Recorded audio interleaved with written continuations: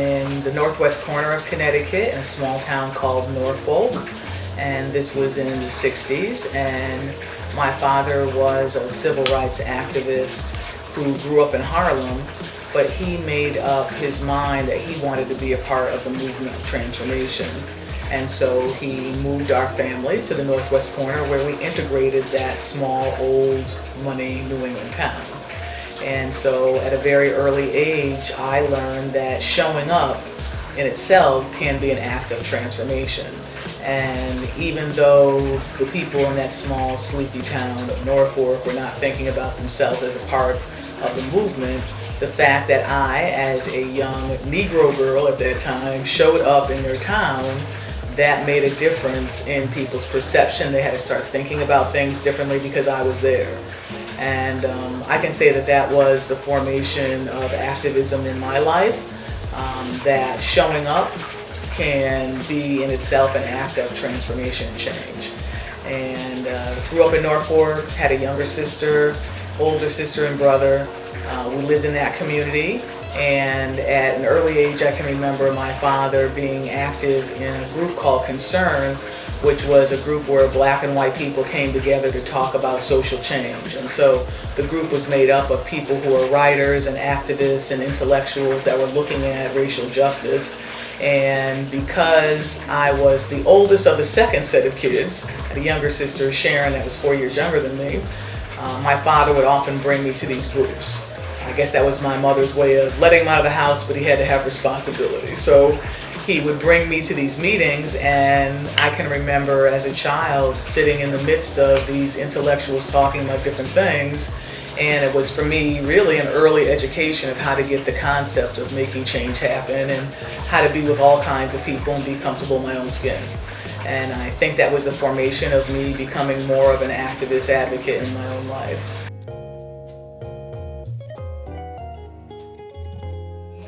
My father was also in the military, in the Army National Guard. He died when I was 18, but he was a colonel and had always been active in the military.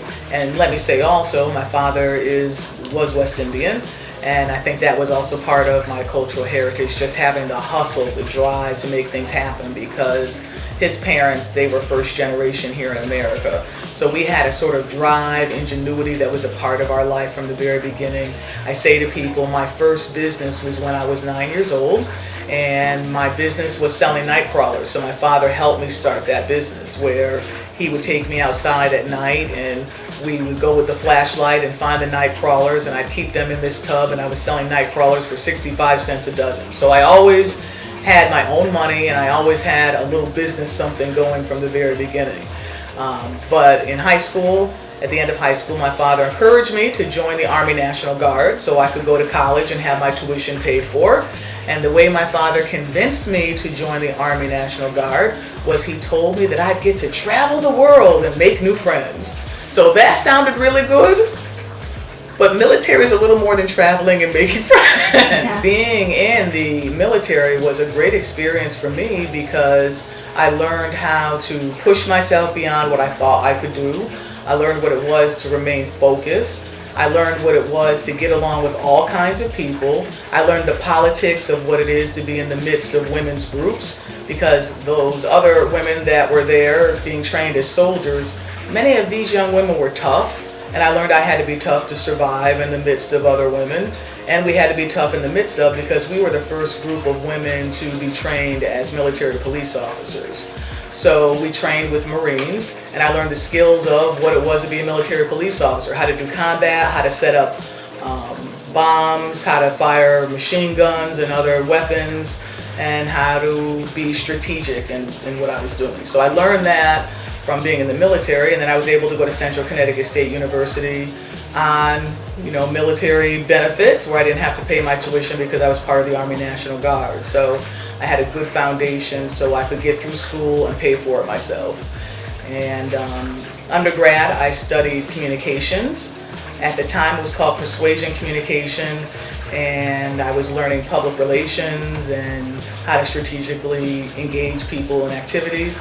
But at the same time, when I was undergrad, I started studying martial arts. at Central Connecticut State University. And at that time, I was part of one of the first groups of women to fight in full contact karate tournaments. So we would travel the East Coast in karate tournaments just about every weekend. I got to the rank of a second-degree black belt.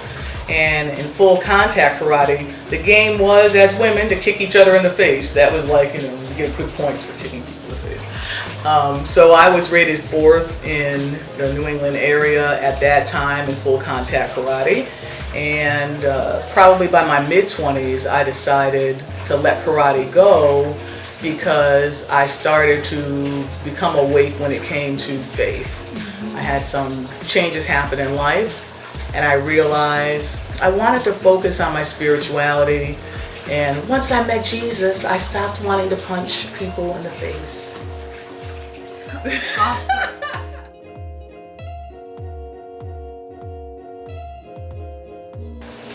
As a child, I always was involved in arts and crafts. And in order for my mother, I think, to have a certain degree of peace, she would make sure I had kids. So the family knew I had to have a kid. And so I would have those kits that were like make stuff out of popsicle sticks, make stuff, paint by numbers, or create paintings with like sand paintings. And so I really started with a lot of crafts at an early age. And for me, when I started doing visual art, it really came when I was working on my master's degree at Hartford Seminary. And one of my professors is a pretty well-known person named M.T. Winters, Miriam Therese Winters at Hartford Seminary, who focused on spirituality. And because she's such a creative person herself, a songwriter, a very gifted spirituality person, for one of her classes, she said that we could do anything we wanted to express our theology.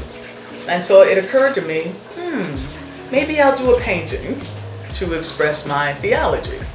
And so I had to figure out, well, how do you do this? And so I went to the art store and got a couple of canvases, and my first piece was a vision of God as a black woman flying through the sky with other women down below. And it was a mixed media piece, and that was the first painting I started. That was 1987. Had my first show probably in about 1989. And did art probably to the early 90s when I accepted my call to ministry in 1991. By 1995, I ended up getting married, and when I got married, that's when I stopped painting for about 10 years. So then I ended up getting divorced. And once I got divorced, I started painting again. So go figure. Wow. And so art has been a part of the journey, and for me now, art is part of my spiritual practice. And I say to people, when I paint, I pray. And especially now, I've been doing a lot of pieces that are geometric, and those are really my prayer pieces that I can really just focus on different key issues in the world while I'm painting.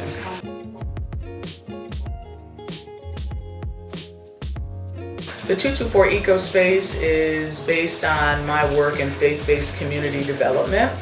And when I was at Hartford Seminary, I got my first master's degree in 1995. I finished that first degree, and that's when I started to become interested in faith-based community development. At the time when I was working on my master's, I was also an employee at the Connecticut Department of Children and Families, where I was a child advocate and specialized in public relations as well, in developing children's programs. Working for DCF and experiencing the pain of so many people, I needed an outlet, and that's what brought me more to faith itself.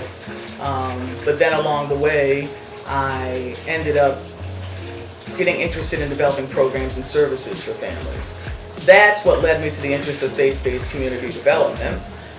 So I worked on it in school, and then in 1995 I decided to leave the Connecticut Department of Children and Families and pursue ministry full-time. And a lot of my friends were like, "You're giving up that government job to be in ministry?" And it was a passion, and I gave it up to pastor people in a church where they couldn't pay me money. So for the first 3 years I lived without money. Just lived in the parsonage, and it was a very sort of monastic life. But I was serving a group of people that needed all kinds of support. Most of them were in recovery from drug and alcohol addiction. So that was my foundation for ministry. And then I ended up going to Yale Divinity School to continue exploring faith-based community development. And the heart of that is using faith to transform communities and a neighborhood and the lives of people. So I served as a pastor till the year 2000 when I graduated from Yale Divinity School with a second master's degree, and then ended up coming here at the Conference of Churches, where I knew I had to transform the organization because we couldn't continue to do what we'd always done. We had to do a new thing, and so I introduced to the organization this idea of faith-based community development. One of my entrepreneurial minister friends said to me that if you want to change the city, buy it. So that's pretty telling. You know, buy one city block and then change that block, and then you can start to change the city. So that's the idea of faith-based community development. We acquired this building. It was on the market for about $1.5 million. Nobody had purchased it. Through community organizing, we got 50 organizations that say we should be allowed to buy it. Ultimately, we ended up buying the building for $387,000. I offered them $350,000, but we bought it for $387,000, and we were able to purchase it with a $500,000 grant from the state of Connecticut. So without money, we purchased this building, and then we've redeveloped it, and now it's called an EcoSpace. So we have 3 core businesses operating here. The Collaboration Center, which is how we have performances and art happening in the space. We have the Business Growth Center, which is for people to develop their own enterprises, EcoSpace entrepreneurs who are working together and co-working. And the Living Well Center, which is how we have health and wellness activities happening here. And we have a number of health entrepreneurs that are already working here. So we have dance companies, dance instructors, we have massage therapists, psychotherapists, we have spiritual directors, yoga instructors. We have several resident dance companies here. Vivid Ballet, which is a professional ballet company. Studio 860, which is a nationally recognized hip-hop dance company. Sonia Plum's dance company, which is modern dance. Island Reflections dance company, which is Caribbean dance. We also offer Zumba here as well. So health and wellness is very much alive in the space. We have a sustainable chef that teaches people cooking. And it's all woven together in a cooperative environment where people help each other build their businesses. So that, in a nutshell, is the 224 EcoSpace. So it's a social enterprise that now funds the Conference of Churches. So we continue to do our faith work, but we have income coming from our social enterprise. What's next for me right now is I'm currently enrolled in yoga teacher training. So I'm 54 years old and I'm pursuing becoming a yoga instructor. It's challenging me in incredible ways, but 3 or 4 times a week I'm going to yoga, and I have 2 intensive weekends per month. It's a 200-hour training, and so that's my next thing. That's my next thing on my bucket list. Oh, Dr. Bess, this has been awesome. Thank you so much. Thank you. Oh my God.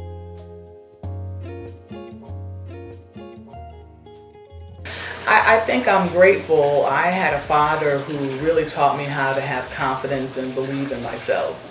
And when I was trying to pick what I was going to do, as a grown-up, my father said to me, just pick a path and you can always change, but just pick a path. And so at the time I was studying hairdressing and cosmetology when I was in high school, so I got my hairdressing license, but I decided to go to college and study communication. So pick a path, and you can change the path, just walk, just keep walking is what he said. So for me, it's about having the courage to try it. Just try something.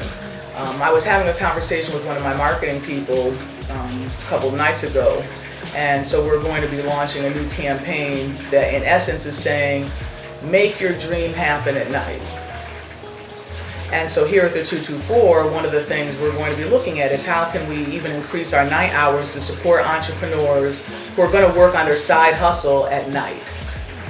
And so for so many people, we get consumed by the job 9 to 5, but you still have 5 to midnight where you could make your dream happen at night and work on some of those other things. And I think we're living in an age where everyone has to have a plan B.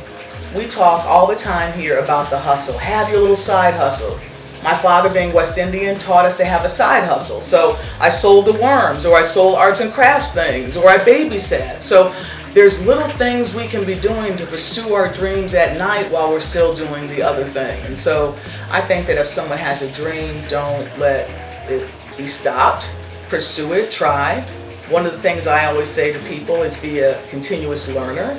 And so one of my favorite things is when I meet someone who's doing what I want to do, I will call them up and say, can I pick your brain? Can I just pick your brain? And most people will say yes. So I can learn from anyone, and I'm going to pursue it with some passion to make the things I want happen. So I believe for anyone, pursue your dream at night. Go for it. It's not too late.